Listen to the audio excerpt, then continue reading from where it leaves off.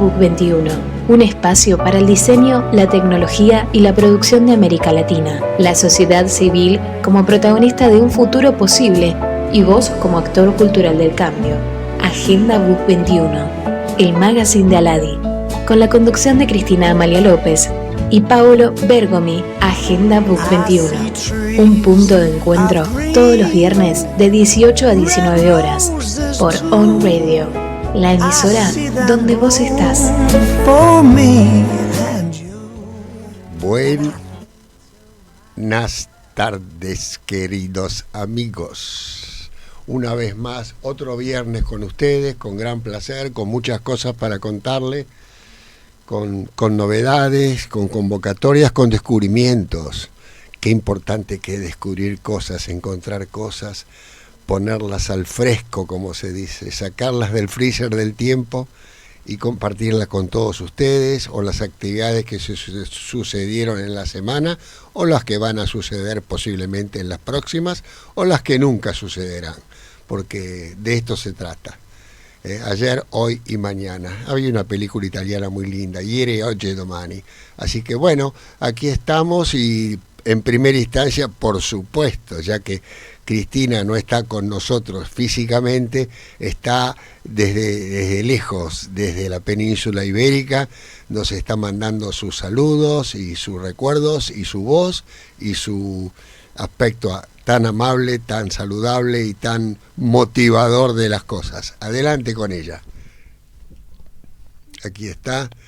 Estimada audiencia de Agenda Book 21, les mando un saludo enorme en este recorrido que estoy realizando cultural sobre la zona de Asturias. Les estoy compartiendo el tema de la parte céltica de esta zona, que justamente con Milena vamos a estar viendo en pantalla en esta exposición, que también trae aparejado la importancia de encontrar a través de la vinculación con la Universidad de Oviedo la posibilidad de integrar saberes y ampliar conocimientos hacia el capítulo de adultos mayores que pueden ingresar a hacer una formación profesional.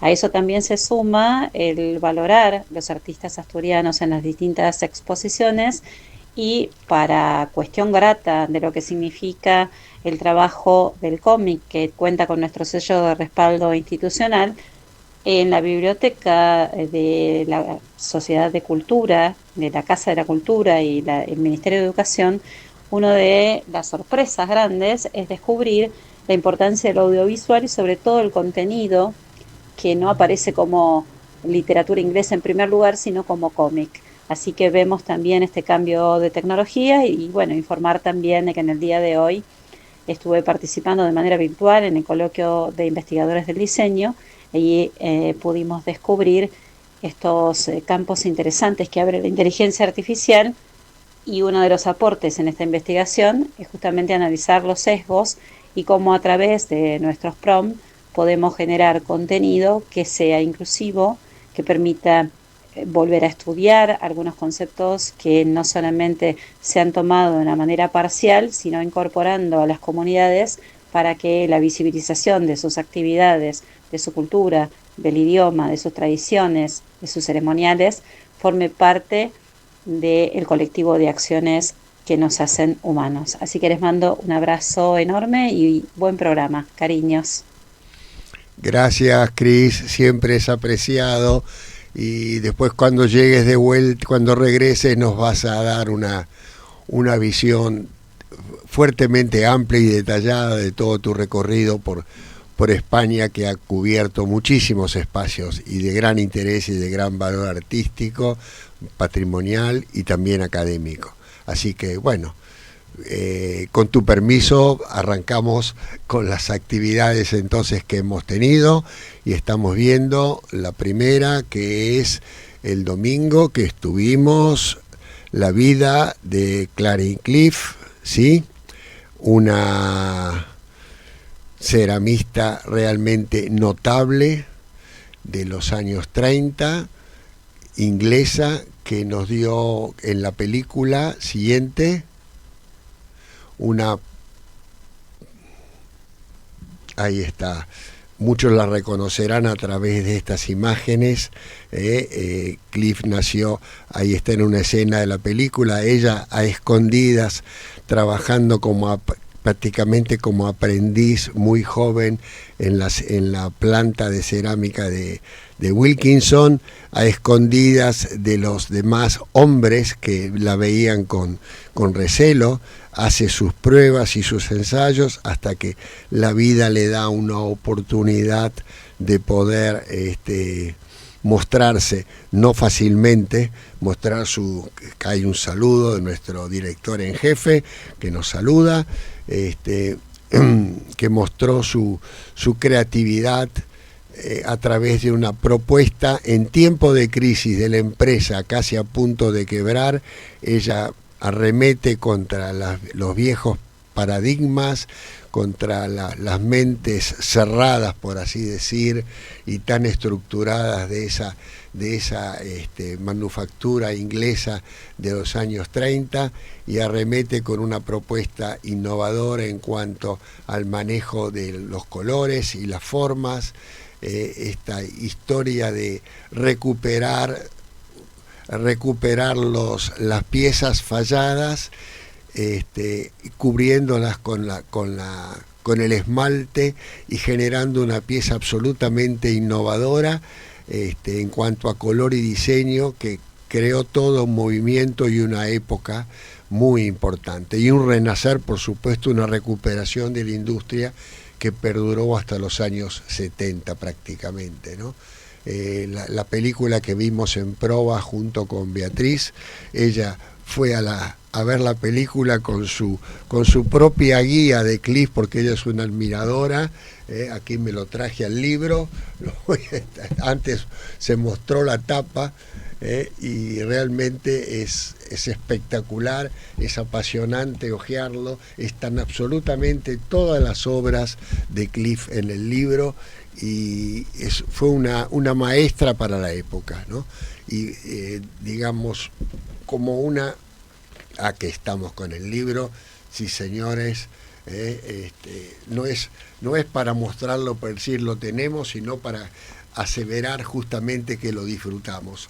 Así que fue muy interesante la experiencia, y agradecemos a Proa que haya tenido, acá hay unos ejemplos, haya tenido esta iniciativa del tiempo de las artistas, de las mujeres artistas, para mostrar distintas acciones, y en este caso lo de Cliff fue realmente una película de casi 2 horas, muy interesante. ¿Tenemos más imágenes de la obra de Cliff? No. A continuación, terminada la película, pues nos tomamos el tiempo y el gusto de recorrer la muestra de Mujeres en el Diseño, que era el último día, el domingo pasado fue el último día de la exposición, y también un homenaje a la tarea de las mujeres en el diseño, y que también una puesta en función de Proa con la Fundación Vitra y aportes locales, muy interesante, muy valiosa. Y bueno, adelante con la siguiente foto. Ahí están unas vistas de la exposición, muy bien puesta, por supuesto, bien puesta, ¿sí? Bien, adelante. Aquí, por ejemplo, hay unos trabajos de gráfica de Méndez Mosquera, de Lala, cuando estaba en los tiempos de Suma, la cual tuvimos el gusto de conocer y disfrutar el acompañamiento. Me tocó en lo personal durante 2 años dirigir la sección de diseño de Suma. Adelante. Y acá una pieza que realmente me pareció muy interesante, es de Rovirosa, de Josefina Rovirosa, esta pieza inusual, pienso yo, para el espectro de creatividad de Rovirosa, y que dio la casualidad que había una artista, también ceramista, mirando la obra, y hacíamos el comentario sobre lo extraña de la pieza, y ella me dice: ahora descubrí todo el juego. Mi abuela me regaló la cafetera y una taza, y no sabía que tenía todo esto. Y realmente me lo regaló porque este es interesante, porque no es solamente ir a ver y leer las informaciones sobre las piezas, sino vivenciarlas. La anécdota de la diseñadora que encontré, dice, mi abuela me la regaló porque le traía muy mal recuerdo de su casamiento. Era un regalo de casamiento y se lo sacó de encima. O sea, somatizó el problema deshaciéndose del juego de porcelana. Adelante. Acá hay otras piezas a nivel internacional, unas piezas muy conocidas, ¿sí? Ese juego de camping que se llama, en plástico, forma parte de la colección Son de Plástico del Museo de Arte de Piriápolis, que la hemos presentado allá en Piriápolis. Ahí hay otras piezas muy conocidas de la historia del diseño universal, ¿sí? Estas piezas son del taller de Peyrand en Francia, si no me equivoco, eran para el edificio olímpico o el edificio de los Juegos, ¿sí? Y aquí están las Bauhaus presentadas con sus juego de juguetes en madera, fantástico, adelante. Y acá hay otras piezas más, ahí está de espaldas Beatriz, es una especie de símbolo esta foto, tiene que ver, mujeres en el arte. Y estamos en los descubrimientos. Y aquí que siguiendo esta búsqueda constante en los tiempos perdidos o libres quizás y ganados de bucear en la biblioteca que recibimos de la Unión Industrial Argentina en su momento, había un libro de la Confederación Italiana de la Industria del año 63, era un encuadernado de los resúmenes mensuales, y en cada resumen de cada mes del año había una publicidad de Olivetti. Así que bueno, la rescatamos para nuestro proyecto Dar en la Tecla y lo compartimos con la central de Olivetti en Ivrea, que nos mandó el visto bueno. Y bueno, es esta satisfacción de encontrar. Lo que yo quiero compartir, y trato de hacerlo en cada semana junto a ustedes, el hecho de abrir un libro, abrir una revista y encontrar una referencia de alguna de las cosas que estamos haciendo, que uno hace en propio, o sabemos hacer con otros, o sabemos que otros hacen. Y en ese saber que los otros hacen, las compartimos. Porque las que hacemos nosotros está bien, las atesoramos y las ponemos en las cajones de archivo y demás. Pero las que hacemos con otros y las que compartimos son quizás todavía más importantes, porque es una búsqueda y una demostración de la voluntad del compartir, la voluntad del hacer, del aportar para que las cosas sucedan, de suceder que las cosas sucedan. En una sociedad que quizás es cada vez más cerrada, cada vez más individualista, cada vez más yoísta, cada vez más ombliguista, busquémosles los nombres que querramos, pero es una sociedad que se torna difícil, que al encerrarse en los medios de comunicación que no comunican, que parece que comunican, pero que en realidad no comunican, hace abstracciones, fortalece los yo en detrimento del nosotros o el vosotros. Eso es en todos los sentidos. Y esto es una cosa que insisto e insistimos a través inclusive de nuestras plataformas, de nuestra LADI, de nuestras relaciones, de nuestra propia vida. Insistimos en que no tiene que suceder. Tenemos que preservar el pluralismo, la capacidad de ser plurales, la capacidad de generar cosas juntos. No es fácil, y seguramente ustedes del otro lado estarán diciendo, y quizás Pablo tiene razón, y a lo mejor, y todo esto, pero vos fijate, pero en realidad se escuchan muchas voces respecto a esto, y que creo que también con la llegada de las nuevas tecnologías, los cambios en el encerrarse, en resolver todo frente al yo mismo, a ese otro yo que parecería ser que es la inteligencia artificial, el cual me está resolviendo los problemas que yo parece que no puedo resolver, pero que por supuesto me los resuelve al instante. Es una cosa fantástica, es una estupenda herramienta, y en eso no tenemos ninguna duda. Es una fantástica herramienta para ganar tiempos, quizás para ser mejores. Eso es lo que pensamos que debería ser. Debería ser ganar tiempo para ser mejores, para juntarnos más, para compartir más, para pensar más en el perímetro exterior y a lo mejor volcarlo en alguna experiencia con la IA que nos ayude a quizás a escribirlo mejor o a resolverlo mejor. Pero el chip de la creatividad, de la búsqueda, del descubrimiento, tiene que permanecer siempre activo y vivo en nosotros. Seamos cuidadosos con esto, por favor. Sí. Seguimos. Bueno, en estos descubrimientos, aquí que aparece un librito chico, pequeño, casi de mano. Acá seguramente podremos mostrarlo. Sí, acá está. Es gracias. Es el libro Ímpetu de la Asociación de Directores de Artes de Publicidad, y tiene en su tapa una imagen de la publicidad de la esferográfica Virome. Estamos hablando de un libro del año de 1948. Pleno auge del descubrimiento posterior obviamente al descubrimiento, la apuesta del invento de Don Viro, aquí de Argentina, la famosa bolillita con la tinta y por supuesto la perforación en el cuerpo para la aireación, ¿correcto? ¿Y cuál es la novedad del afiche de Virome? La novedad del afiche de Virome es que estaba en el frente de la estación Retiro y tenía ni más ni menos que 46 metros de alto. O sea, un afiche luminoso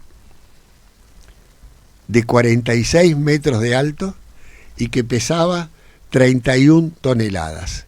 O sea, fíjense en lo que es pensarlo, en ejecutarlo. Hoy pensemos en el afiche que está frente al obelisco luminoso de la empresa de la gaseosa, inclusive ya lleva unos cuantos años, ahora sería resuelto quizás de otra manera distinta, pero pensemos en esa medida, en ese quilaje, en ese tonelaje, en ese año 48.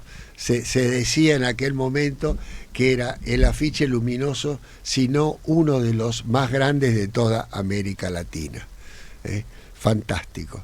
Así que bueno, esto lo compartimos, adelante. Y también compartimos en la misma porque este asunto de encontrar significa mirar, significa investigar, significa darle vuelta al asunto. Y entonces apareció un concurso ganado, ¿sí?, por Armando Pérez Torres, de Argentina, un concurso de Naciones Unidas para el afiche del año.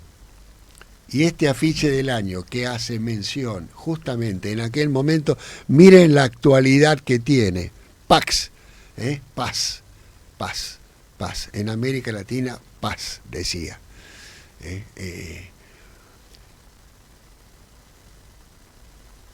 ¿Qué símbolo? ¿Qué significado para el momento y para el momento actual? Absolutamente. Tiene una vigencia. Bueno, Naciones Unidas cada año lanzaba un concurso. Ese año, 48, lo gana Armando Pérez Torres, un argentino, y tiene un premio, también tenemos la data del premio, de $1.500. Es una novedad interesante, es un orgullo saber y que un argentino ganaba ese premio a nivel internacional, correcto, y además en la publicación, en Ímpetu, aparecen todos todos los artistas e ilustradores publicitarios de aquellos momentos. Es notable, y la muestra también que se hizo para justamente celebrar el Día de la Publicidad, y también las novedades sobre la publicidad en Uruguay, por ejemplo. Hay una hoja de felicitación para la industria uruguaya de la publicidad. Esto para nuestros colegas y amigos de Aladi en Uruguay, vaya un poco de satisfacción también. ¿Sí?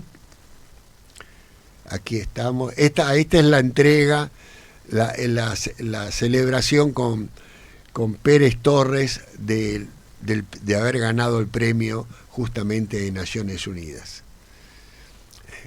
Sí. Bueno, en un minuto, ¿sí? Bueno, pues, ¿qué tenemos? ¿Nos olvidamos de algo por el camino?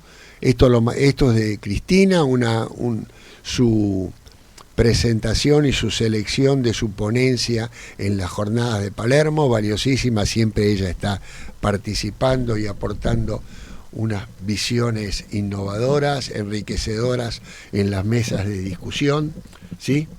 Y bueno, ¿qué pasó? No hay más nada. ¿Cómo que no hay más nada? Acá tenemos más cosas. No, fotos no hay nada más, pero hay un recordatorio sobre los 55 años del Centro de Música de San Juan, que nos mandó Jorge Martín la vez pasada, que lo subió en la red Aladi justamente para ampliar la información en nuestras redes. Hay un comentario también que contribuyó él el otro día, el viernes pasado, sobre la muestra de los edificios de Olivetti, y ahora nos llegó justamente ayer la invitación, que lamentablemente no podemos asistir a la inauguración, que será el 20 de septiembre en Como, en Italia, por supuesto, la muestra de los edificios Olivetti.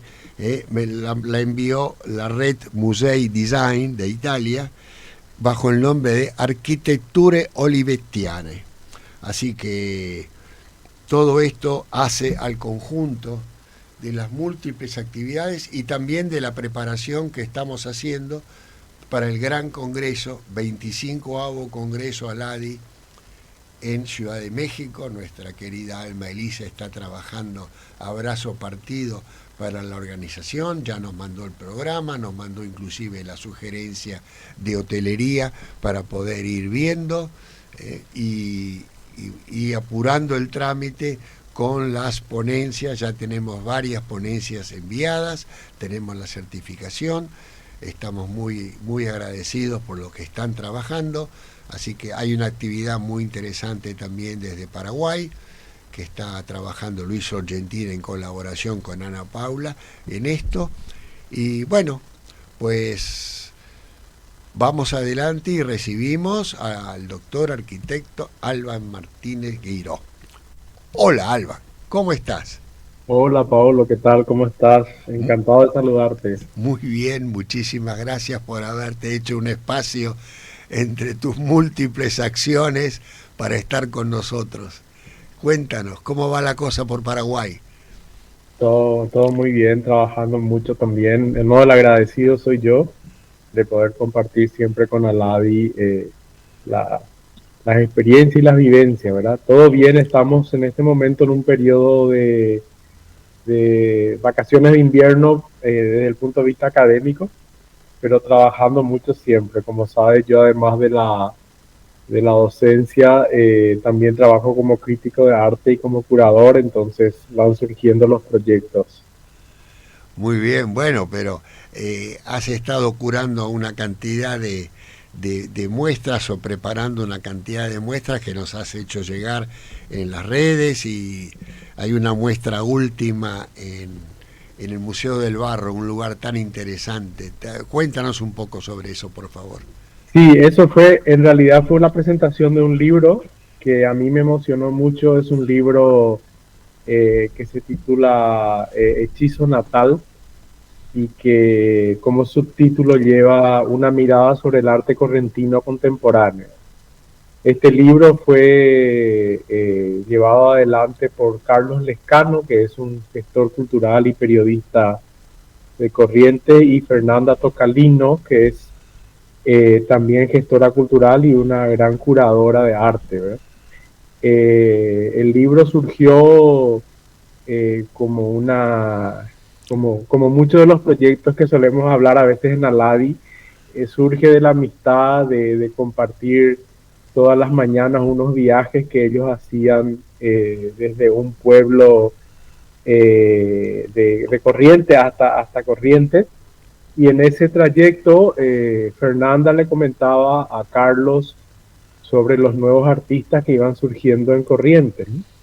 Entonces, fue despertando el interés de Carlos, y a partir de ahí empezaron a surgir unas entrevistas a estos artistas, muy distintos todos, trabajando diferentes lenguajes, diferentes técnicas, y a partir de estas entrevistas decidieron hacer la publicación, que viene a ser como una suerte de mapa del arte correntino contemporáneo, era muy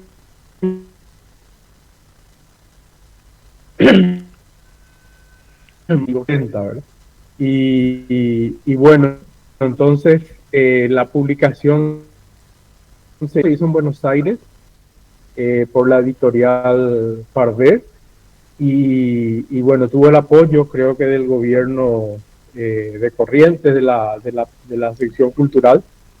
Y el libro se centra en unas entrevistas a los artistas. Entonces, para mí esa es la parte más emocionante, porque cuando el artista explica su obra, hace que nosotros como espectadores y como lectores podamos ver de manera diferente todas las propuestas creativas. Así es, Paolo. No, inclusive al explicar la obra del artista hace que podamos en muchos casos entenderla y apreciarla en su real, o sea, penetrar ese mundo interior del artista que él lo expresa, pero en muchos casos necesita una llave para poder comprenderla a pleno, ¿no? Totalmente. Humberto Eco decía en su libro Obra Abierta que el arte contemporáneo, también a diferencia del arte más tradicional, en donde la representación era figurativa y uno más o menos al ver la imagen de un cuadro o de una escultura ya por lo menos se imaginaba, ¿no?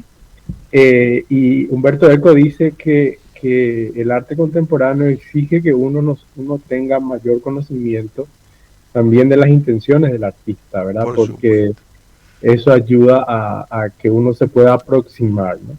Y otra grandiosidad del arte contemporáneo es que el que termina la obra es al final el espectador. Antes había un discurso en donde uno, por ejemplo, una obra de Picasso, ¿no? Cuando uno se acerca a una obra de Picasso, ya se acerca condicionado de todo lo que se dijo sobre Picasso y de todo lo que Picasso dijo sobre su obra, ¿no? Pero con el arte contemporáneo pasa algo maravilloso, que el espectador es el que completa. Como Roland Barthes decía que el arte contemporáneo permite una multiplicidad de significados, ¿no? Es mucho más abierto, no es una cosa cerrada, que no puede variar, que solo hay que mirar de una manera. Entonces eso es muy rico, ¿no? Porque se puede mirar desde la antropología, desde la filosofía, desde el diseño, ¿no? Desde diferentes ámbitos uno puede aproximarse a la obra de arte contemporánea. Y en el caso de este libro a mí me impresionó mucho la conexión también con Paraguay, ¿verdad? Porque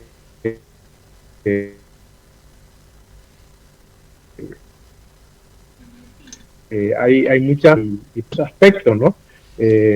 Tanto el idioma, los códigos culturales, pero también muchos de los temas y las preocupaciones de los artistas son similares a varios trabajos y motivaciones de los artistas paraguayos, ¿verdad? Eso me gustó mucho de esa conexión, ¿no?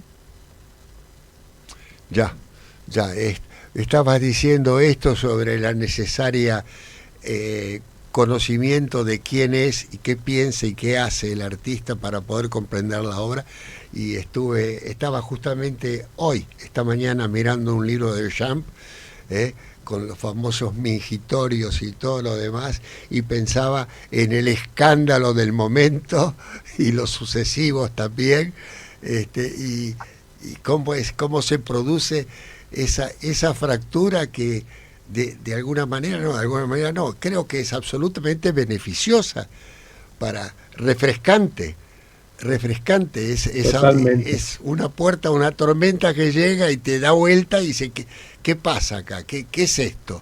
Me parece totalmente. Yo creo que la fuente, ese urinario de Marcel Duchamp, de 1917, marca un antes y un después en la historia, en la teoría y en la crítica de arte. Yo creo que lo más importante, si bien fue un gesto, digamos, un gesto de Marcel Duchamp que se puede ver como algo que te interpela, como algo que te descoloca, ¿no? Sí. Pero lo más maravilloso de eso fue que Marcel Duchamp pone de relieve que es más importante la idea y el pensamiento del artista que a lo mejor lo que podía haber estado trabajando por horas, dibujando, pintando, ¿verdad? Él le da un lugar al pensamiento, un lugar a la idea, ¿no? Y él dice que la idea del artista es lo que de alguna forma también entra en valor a partir de esa actitud del ready-made, que él lo que hace es tomar un objeto industrial, de diseño industrial, le da la vuelta y lo coloca en el contexto artístico. Entonces ese gesto hace que tenga una nueva lectura, y a partir de ahí prácticamente que tenía mucha conexión con el arte dadaísta, ¿verdad? Pero a partir de ahí empieza a surgir algo que después en los 60 va a ser muy importante, que es el arte conceptual. Es el arte que tiene un concepto que lo sostiene, un concepto que lo avala, un concepto a partir del cual gira todo el discurso del artista, ¿no? Y ese gesto, como vos decís, que parecía como algo, una ironía o un gesto como radical, teniendo en cuenta el lenguaje tradicional del arte, vino a romper todo ese nuevo camino para el arte contemporáneo. Tal cual. Y ahí podemos transitar de llegar a la banana del italiano, ¿no? Que puesta en la pared, que se venden millones. Sí, ahí ya entramos en el ámbito también de lo que es el mercado, ¿no? El mercado del arte, el mundo del arte. El mundo del arte tiene varias estructuras, ¿no? Como vos sabés, yo viví 12 años en Barcelona y 7 años trabajé en una galería muy importante de Barcelona, galería que en aquel entonces se llamaba Dels Àngels, hoy se llama Àngels, y con esa galería me tocó participar 7 años en la Feria Arco de Madrid, que es una de las ferias más grandes del mundo. Y bueno, ahí yo conocí un poco todo ese mundo del arte, ¿no? El mundo del arte que tiene una estructura, que por un lado está el artista y al otro extremo está el coleccionista o la colección. Y entre ambos extremos están los críticos, los curadores, las galerías, los marchantes, los profesores de historia del arte, ¿no? Que en Europa son muy importantes. Y estas ferias, estas exposiciones, que si bien tienen un tinte comercial, movilizan toda esa dinámica del arte, ¿no? Y es muy enriquecedor ese mundo. A mí me impresionaba mucho cómo en Europa el arte no es un complemento, ¿no? El arte forma parte de la vida del europeo, ¿no? Las colecciones de arte son sumamente importantes, no solo las colecciones públicas, sino que también las privadas, las institucionales, ¿no? El arte tiene un papel muy importante porque justamente con el arte uno puede ver el mundo y la vida de otra manera. Eso yo aprendí mucho en Europa y me gustó mucho, ¿verdad? cosa que también lo tenemos en Latinoamérica, solo que a veces no sabemos ver, ¿verdad? Yo soy un enamorado del arte indígena, soy un enamorado del arte popular Tal cual. y entonces a veces te sorprende más una sabiduría indígena que a lo mejor toda una filosofía occidental, ¿verdad? Entonces el arte tiene esa magia de permitirte ver el mundo de otra manera. Ya, ya, porque aparte es el lenguaje que esa gente que hace ese arte, o sea, el producto artesanal, como dices, tiene un lenguaje a ver, tú sabes que tenemos unas cuantas piezas justamente en nuestra colección en casa, inclusive unas figuras casi de 80 centímetros de alto del grupo de terracota cercanos al Museo del Barro y todo eso, que hemos hasta traído sentados en el avión. Tenemos una orquesta de 8 músicos y una madre con niños, pero realmente da emoción descubrir esa capacidad de hacer las cosas, por un lado, y por el otro estaba pensando sobre el comentario, el concepto del valor del arte en Europa, y uno difícilmente, soy muy observador de las películas, ¿no? Y en las películas me fijo en la escenografía, en los detalles, si las cosas tienen que ver con el tiempo en la cual está puesta la película. Generalmente uno encuentra a Gladiator con un reloj Omega, o cosas así, ¿no? Son escenas famosas como ver pasar el avión en la escena de, creo si no era de Ben-Hur o algo así. Pero de todas formas, uno observa en las películas europeas la gran cantidad de cuadros que hay en las casas. Así mismo, así mismo. En Da las universidades, ¿no? En las sí, universidades, pero en los bancos. En las casas de familia, Sí, uno que las recorre, y además uno las ve en las películas, sea de un país u otro europeo, es notable la cantidad o de platos en mayólica, en cerámica, o de cuadros o de óleos, más allá de las fotos familiares, sino obras de arte, quizás cada uno en su escala de valoración, pero el claro. arte está dando vuelta en ese espacio. Al igual que los objetos de diseño, ¿no? De autoría. Bueno, con la llegada Sí, del tiempo, los objetos, según la época de la película, pero claro. pero Pero, cierto, por ejemplo, yo tenía compañeros cuando estaba haciendo mi doctorado que ellos, por ejemplo, bueno, tenían sus pequeños ahorros y esos ahorros los usaban para comprarse una obra de arte en la feria Arco y poder tener en su propio piso, como dicen ellos, en su departamento, o comprarse una lámpara de diseño de un diseñador. Entonces ahí ves cómo tienen una valoración hacia esos elementos, respetando el derecho de autoría, respetando el valor intrínseco que tiene la pieza de diseño o la pieza artística. A lo mejor prefirió comprarse una pieza original porque para él es mucho más importante. Y entonces ahí te vas dando cuenta de que el arte no solo, como te decía, es un complemento o puede ser sustituido por la copia, sino que se convierte en un objeto también de culto, en un objeto que está cargado del trabajo del artista, y ellos respetan mucho, ¿no? Respetan mucho esa parte de la autoría, que a mí eso me impresionaba mucho, ¿no? El cuidado, por ejemplo, en la feria, si se vendía una pieza a un coleccionista o a una institución, ¿no? Lo primero que hacen es contactar con el artista y pedirle permiso para difundir, pedirle permiso para ver si está bien la forma en que ellos lo quieren poner, ¿no? Hay todo un respeto a la idea del artista y al trabajo del diseñador. Eso es maravilloso. sí, bueno, es un respeto que califica a las partes, ¿no?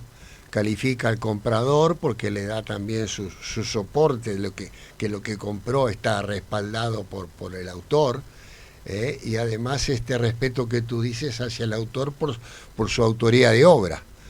Esto es bien valioso. A medida que vamos conversando me vienen a la memoria ejemplos.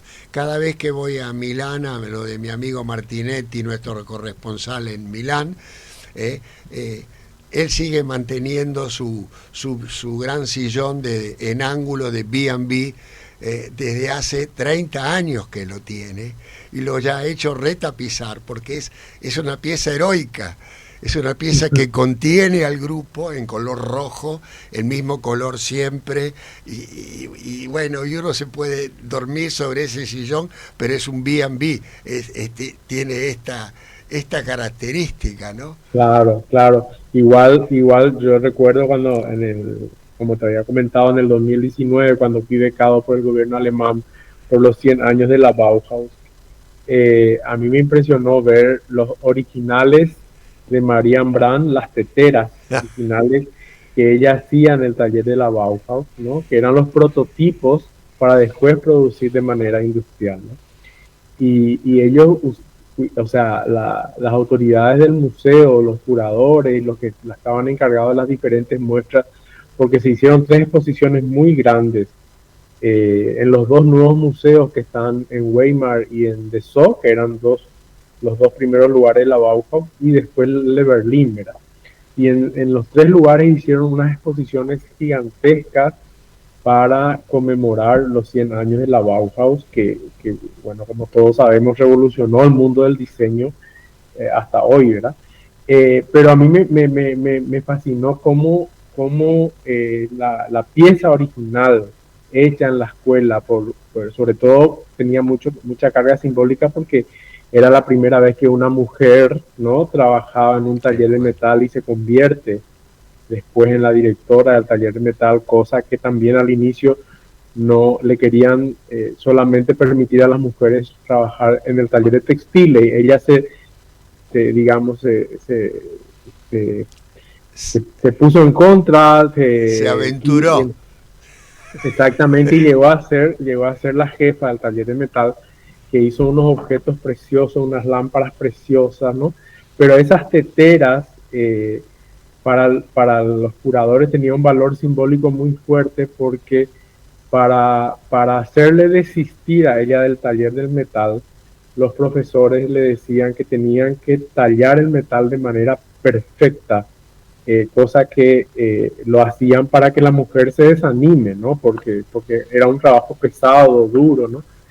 Y para mí fue maravilloso ver las piezas que hizo Marian Brandt al lado de sus compañeros, y la de ella era perfecta, ¿no? Entonces, claro, ahí uno ve ese objeto original de diseño producido en un espacio en donde todo cambió y hecho con tanto amor, con tanta pasión, se convierte en un objeto sagrado, ¿verdad? Porque va a revolucionar el mundo del diseño en todos los sentidos, igual que la silla Vasily de Marcel Breuer, ¿no?, que hizo con acero inoxidable. La pieza original siempre es la icónica, ¿no? Tal cual, y la hemos visto en tantas, nosotros que tenemos algunas reproducciones, por así decir, en las muestras que hemos hecho, las disfrutamos casi como si fueran las originales, porque sí. lo que hacen esas piezas es justamente algo que vos dijiste, es el transpirar la esencia de quien la hizo. Así mismo. Y cómo también yo pienso que al haber compromiso y al haber toda una certeza de que lo que estoy haciendo puede ser bueno, se consiguen resultados tan positivos, ¿verdad? Me acuerdo el juego didáctico que hizo Alma Buscher, que los profesores también no le daban mucho destaque porque ella era mujer, y bueno, ella propuso hacer un juego didáctico de colores siguiendo las formas puras de la Bauhaus y los colores primarios de la Bauhaus. Seguro que conoces que son estos jueguitos con forma de barquitos o de construcciones que vienen en cajas. En el instante previo a tu llegada lo mostramos porque estaba expuesto hasta el domingo pasado en Proa como parte de la muestra de las mujeres en el diseño. Ah, qué bueno. Una pieza original, claro. Una pieza original del Museo Vitra. Imagínate, esa pieza se convirtió en una de las piezas más vendidas en la historia de la Bauhaus. Y no solo eso, sino que para la época en que fue hecha, en 1923, ¿no? Y el éxito que tuvo en Europa, porque se vendía de manera... El gobierno alemán tuvo que cambiar su plan de educación, o sea, introduciendo ese tipo de juguetes de manera didáctica en las actividades pedagógicas, ¿no? Cosa que, para que veas cómo ese compromiso de ella con su objeto generó algo tan positivo, ¿no? A partir de ahí los juegos didácticos se propagaron por todo el mundo. Sí, sí, es cierto. Me viene a la memoria el juego de los muñecos desarmables, de la figura desarmable de Joaquín Torre García. También, sí. El ómnibus desarmable o los autitos, el trencito, pero también los individuos, que uno los puede combinar cambiando cabezas y cuerpos. Sí. Cómo vamos, cómo se va construyendo la memoria y las cosas. Cuéntame, Albán, ¿cuál es tu próxima agenda? Y bueno, yo, sabe que yo enseño en arquitectura, en cine, en arte y en música, y estamos arrancando las actividades ahora. Ya. Y luego tengo algunos proyectos curatoriales adelante y estoy con mucha intención de irme a México al Congreso de Alavi. Bueno, eso tiene que convertirse en más que una intención. Tenemos que ser nuevamente como el avance que hicimos en Lima, que terminamos en Machu Picchu. Que terminamos en Cusco. Sí, así que claro que sí, que ahí estamos. Hay que ir. Sí. Hay que anticiparla, aprovechamos a todo el mundo que nos está escuchando, hay que anticipar la esencia de la ponencia, para que México pueda ir ordenando los ejes temáticos con las participaciones y ir averiguando. Ya nos mandaron, recibiste, ¿no? Los hoteles, la preagenda, con los ejes y bueno, y con las facilidades y las actividades del día 10, 11 y 12, y el 13 una actividad cultural de visita a centros históricos, y después, bueno, cada uno hace su camino, ¿no? Estamos convocando por nuestra parte a un querido amigo, artista plástico, escultor de grandes figuras. Es difícil decir escultor a alguien que no esculpe, sino que construye con hierro y estructuras, rostros y figuras y alas gigantescas. Lo hemos tenido en radio en su momento, justamente, y que él tiene el taller en México y en La Habana, en Cuba. Y lo hemos convocado a ver si nos encontramos. Nos hemos conocido casualmente en una visita muy, muy curiosa en el Museo de Arte de Piriápolis, que abrió una amistad entrañable. Así que lo vamos a estar también convocando a ver si se nos puede anexar con una ponencia en la parte de arte, ¿no? Claro, sería fantástico. Sí. Así que bueno, y digamos, ¿y tienes alguna muestra en cartera? Sí, para septiembre estoy trabajando con el artista Félix Toranzos, que es también arquitecto. ¿Ya? Es un artista muy reconocido de Paraguay y estamos trabajando en un proyecto que ya te haré llegar después. Toda la información. Es una exposición que va a ser en la Galería Matices en septiembre, ¿verdad? Ajá. Y estoy preparando también una ponencia, me invita al Banco Sudameris y la Asociación de Galería de Arte de Paraguay sobre arte contemporáneo y coleccionismo, que eso va a ser en agosto. Y luego en una facultad de arquitectura de la ciudad de Coronel Oviedo, que está acá cerca de Villarrica, de la Universidad Católica, me invitaron para una charla sobre el espacio en la arquitectura y en el arte contemporáneo. Qué bueno, qué bueno. Estoy preparando esas charlas. Sí. Eso es un sacerdote del patrimonio, del arte y la arquitectura, va recorriendo y expandiendo conocimiento. Qué importante que es toda esa tarea, Albán. La verdad que reconozco tu acción estratégica y tu voluntad para poder difundir y hacer pensar, ¿no? Porque el desafío es hacer pensar a la gente. ¿Qué dices? Así mismo, yo creo que sí. Pensar en un mundo mejor también, ¿no? Sí. Yo creo que todo lo que está pasando en el mundo nos tiene que hacer replantear muchas cosas. En los valores humanos, en la empatía, en la inclusividad. Son valores que de repente nos estamos olvidando en un mundo que va tan a prisa, con unos intereses tan raros, ¿no? Sí.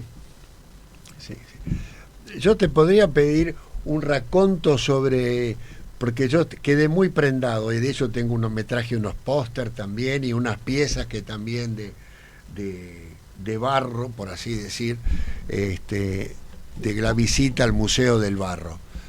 ¿Por qué no nos haces una visita guiada, por favor? Oh, sería fantástico. Yo sí te puedo contar que el Museo del Barro de Paraguay para mí es una catedral de, de conocimiento, de riqueza, de diversidad, ¿no?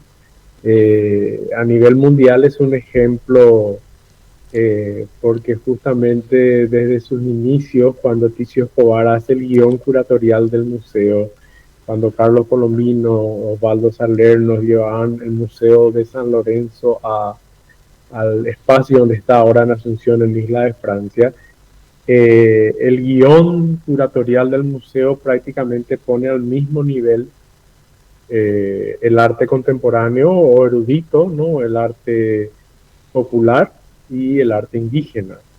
Y eso fue un gesto muy, muy importante para mí porque justamente viene a deconstruir toda esa estructura que los museos desde Europa construyeron, ¿no? Como si siempre hubo un arte superior y otro arte inferior, ¿no? O un arte como los europeos dictaban, con una visión como más eurocéntrica, y todo lo que se apartaba de esos prototipos era o primitivo o entraba en categoría de artesanía, ¿no? Que tenía como una connotación peyorativa. Sí.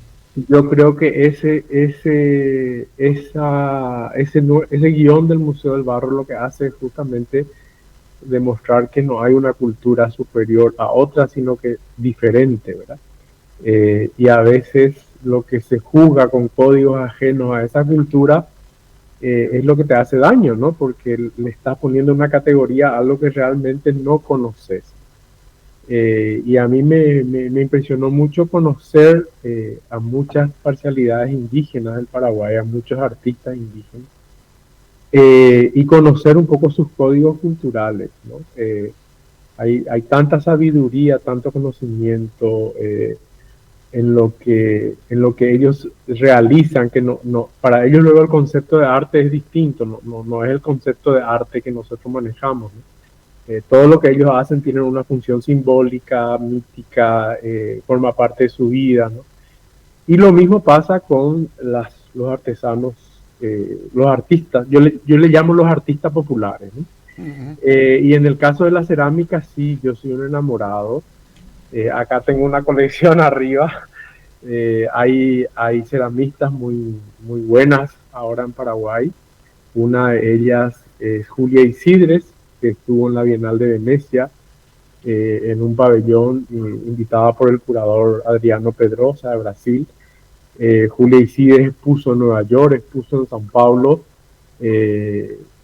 y estuvo en la documenta de Kassel, o sea que llevó la cerámica popular paraguaya a un nivel que está muy valorado su trabajo y la calidad de sus obras, ¿no? Hay otra mujer que me encanta, que es Editrudis Noguera, ella es de Tobatí, Julia Isidres es de Itá. Itá y Tobatí son los dos pueblos tradicionales que mantienen la cerámica tradicional paraguaya, digamos, ¿no? Porque la cerámica paraguaya, que tiene un tinte de la cerámica indígena, ¿no? Está hecha con el colombín, que es un molde que hacen a mano, todo está hecho a mano, ¿no?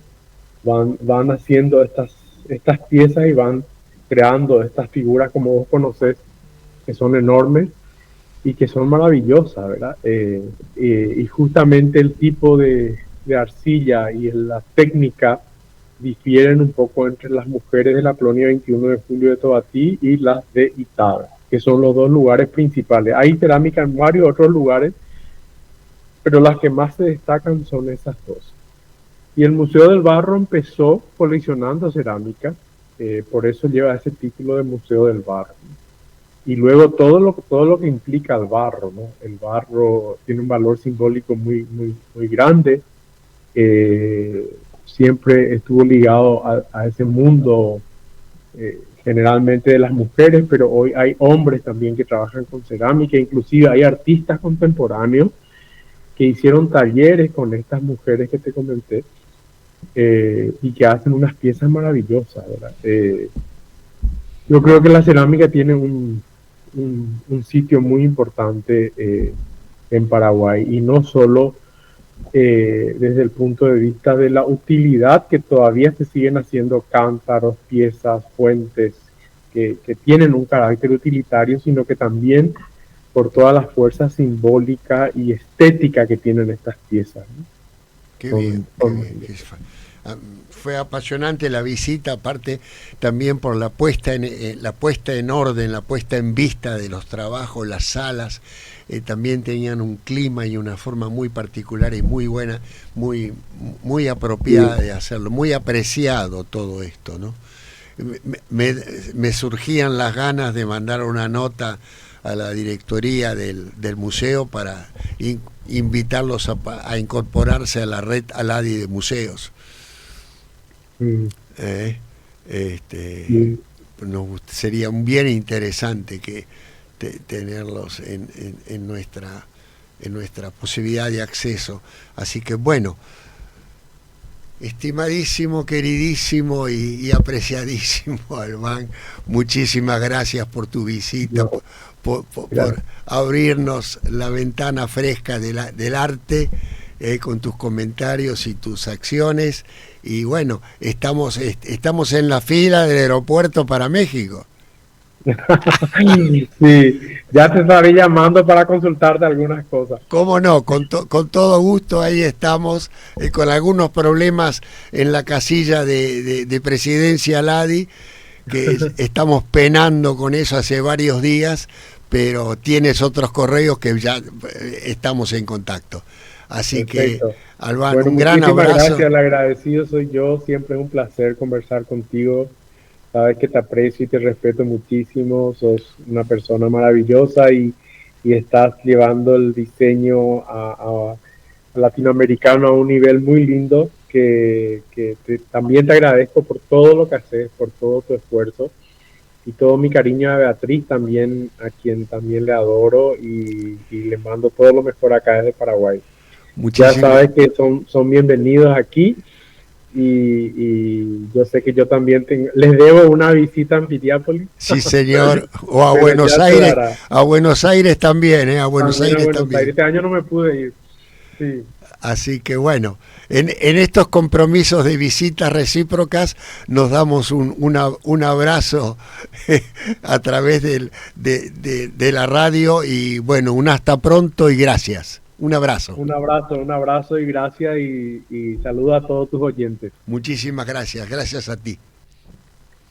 Queridos amigos, qué linda visita, qué linda conversa, como se dice, con Albán, Y bueno, nada, disfrutamos haciendo este programa, disfrutamos encontrarnos y disfrutamos empezar una semana nuevamente de acciones y comentarios para la próxima. Que pasen un buen domingo, un buen sábado y un buen domingo.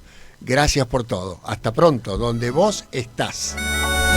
Compartimos Agenda Book 21, un espacio para pensar y dialogar. Agenda Book 21, un punto de encuentro en www.onradio.com, la emisora donde vos estás.